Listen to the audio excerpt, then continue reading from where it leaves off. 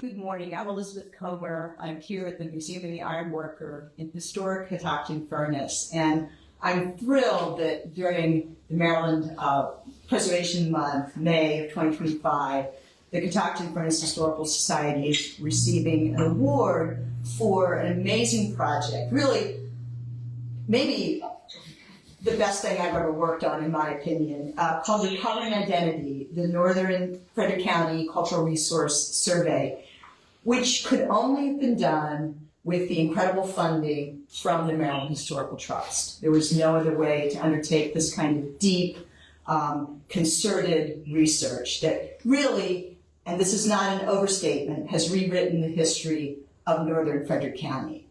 It was it is, because it's still, there's still a few more pieces to go. It's a comprehensive historic preservation statement and architectural survey of the North County with an emphasis on the previously undocumented African American resources. It was funded, obviously, by the Maryland Historical Trust, but it was done in conjunction with ARCH, the African American Resources Cultural Heritage Government.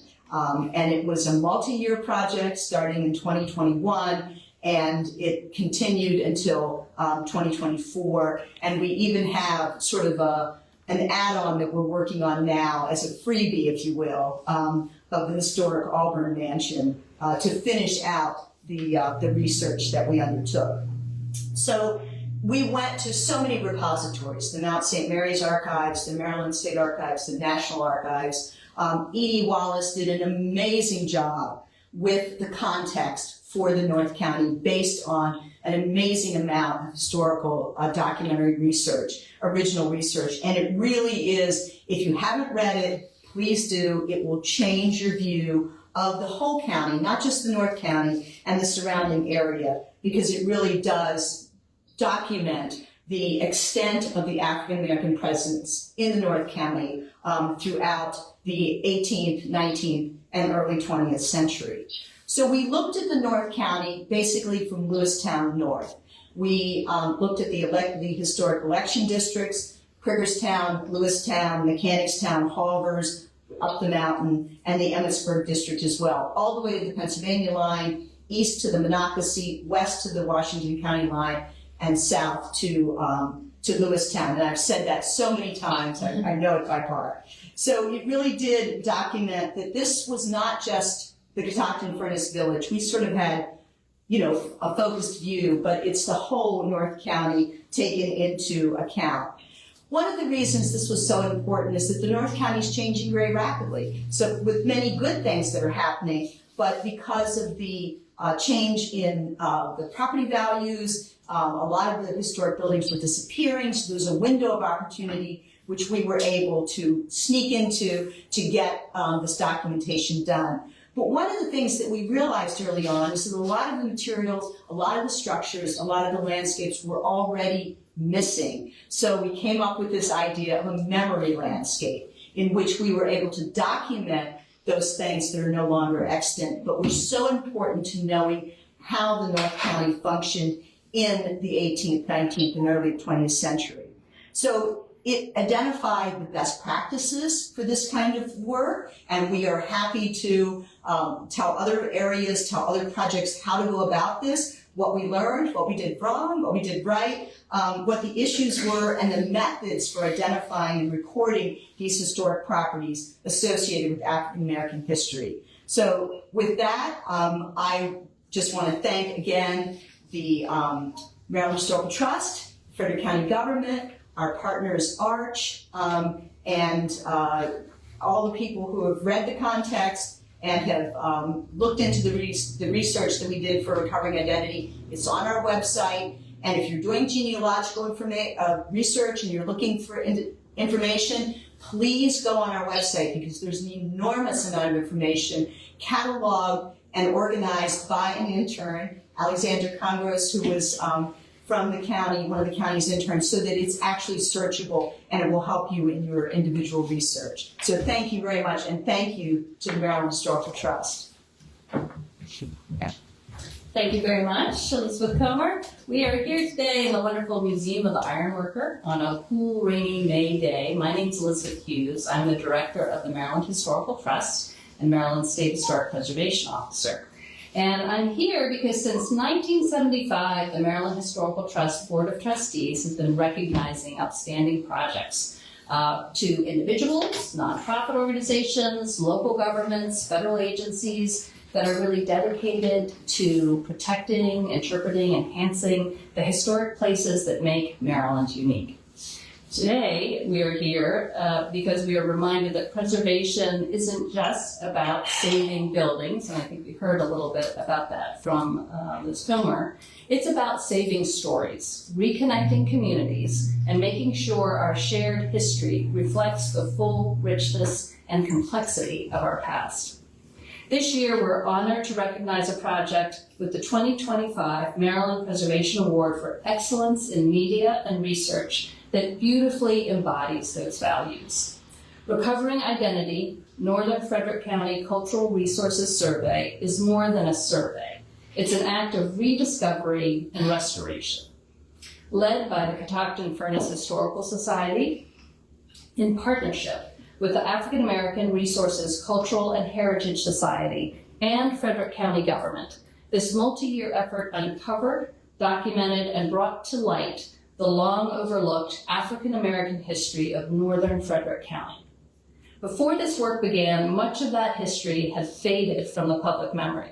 The records were fragmented, the buildings had been altered or lost, and the stories had gone untold for too long. But through dedicated research, community outreach, and deep collaboration, the project team pieced together a powerful narrative of African American life in this region, from the era of enslavement through emancipation and into the 20th century. Together, they completed 21 Maryland Inventory of Historic Properties forms, documented 83 memory landscape sites, recorded 42 oral histories, and even expanded the Emmitsburg National Register Historic District to include an African American enclave along West Lincoln Avenue. But the impact goes far beyond the numbers. One particularly moving story comes from the town of Thurmont. There, 2 modest houses on Water Street were identified as the oldest surviving homes on the block, built by African American craftsman Henry Williams in the 19th century. The team not only documented the structures, but traced Williams' descendants who had lost all knowledge of their family's connection to the area. That family was able to rediscover its roots, walk the same street, and reclaim a legacy they never knew that they had. It's moments like that, where research meets real people and history becomes personal, that remind us why this work matters so deeply. Recovering Identity is a model for how to tell the whole story of a place, not just the most visible or widely known, but the fuller, more inclusive truth. It represents what's possible when historians, volunteers, genealogists, planners, and local residents come together with a shared purpose. It also offers a blueprint for other communities across Maryland that are looking to recover their own local histories. It's with great pride that we present the Award for Excellence in Research and Media to County Executive Jessica Fitzwater. Thank you for the stories you've uncovered, the families you've reconnected, and the future you've helped shape. Thank you very much. Thank you so much. But I'm still acknowledging, I want to make sure I recognize Woodward is one of our historic preservation planners and a huge part of the team for working together on this. And we're grateful for the recognition, but really, as was already stated by both Elizabeths, it's been such a collaborative effort. So we're truly grateful for that. And we'll do a little picture here. So good afternoon, everyone. It's really an honor for me to be here as the County Executive of Frederick County on behalf of all of our residents to recognize the incredible work of this Recovering Identity project and the very large team and network of folks that have worked together to recover this history and share the stories. The Catoctin Furnace Historical Society, as you've already heard, ARCH, the African American Resources Cultural Historic Society, Heritage Society, and our local Frederick planning staff as part of Frederick County Government for multiple years of dedication and collaboration on this project. We also want to thank the many, many volunteers. There are some of you here today, but many, many volunteers who contributed their time and effort to make this project a success. Your commitment and passion to our community and to specifically recovering this history is truly inspiring. And I agree that we're setting the stage, I hope, for other communities to go into this type of work as well. This Northern Frederick County Historic Context Study of African Americans is really a remarkable achievement that documents previously unrecognized resources in Northern Frederick County. Some of the numbers were already shared, but I think it's important to note that even those 83 locations that were identified that were did not meet the criteria for being on a register are still being mapped as part of this whole process to really expand the depth of which people can learn about the history of North Frederick County and potentially find connections. This not only underscores the significant contributions of African Americans to our region's cultural and industrial heritage, but lays a strong foundation for us to continue these types of preservation efforts across Frederick County. Recognizing and preserving these important historical resources means one, ensuring that future generations can learn from and appreciate the rich history of our community. So again, congratulations to everyone who has been involved in this project. Your work has made a very significant impact on our community, and was not surprised to hear from Elizabeth that there's more pieces to follow, because I think when you start this work and you start peeling back those layers, you never know what you might find. And so I'm just grateful to be here today to help celebrate this milestone, and look forward to the continued collaboration with Frederick County Government and all of our partners. So thank you.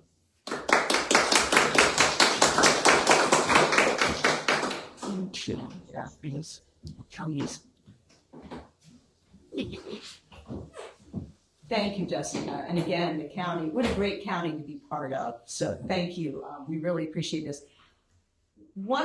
It was a huge project with a huge team of people bringing their amazing talents to bear. So Amanda,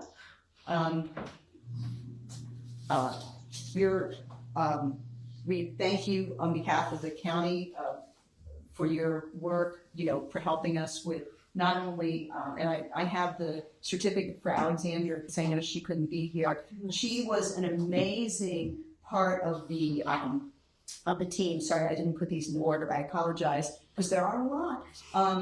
Putting together the metadata so that in the future researchers can find names and locations and use the data for their research. So thank you. From the first time we talked about this project, we knew it was going to be an amazing thing, but it was because of your efforts. So thank you. Thank you so much.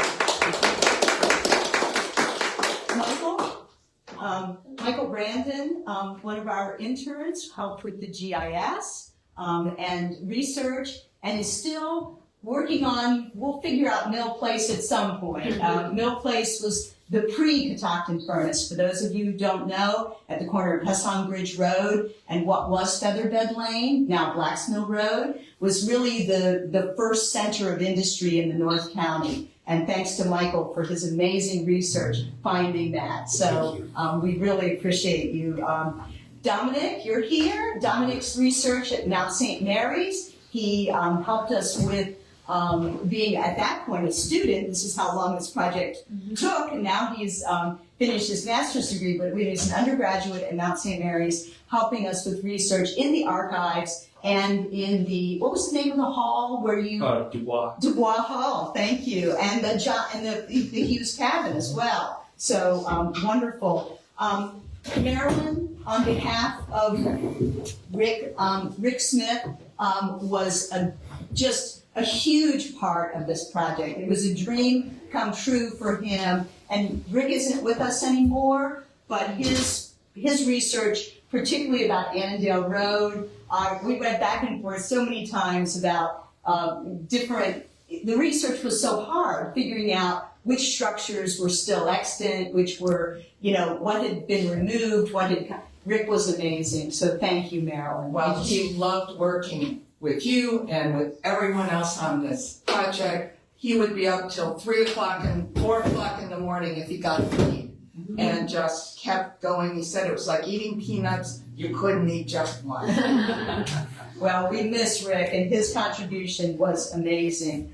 Edie, the context. Edie Wallace did, come on, Edie, the most amazing, if you haven't read it, please, please, please do. She just, well, rewrote the history of Northern Frederick County, and in doing so has recovered so much information.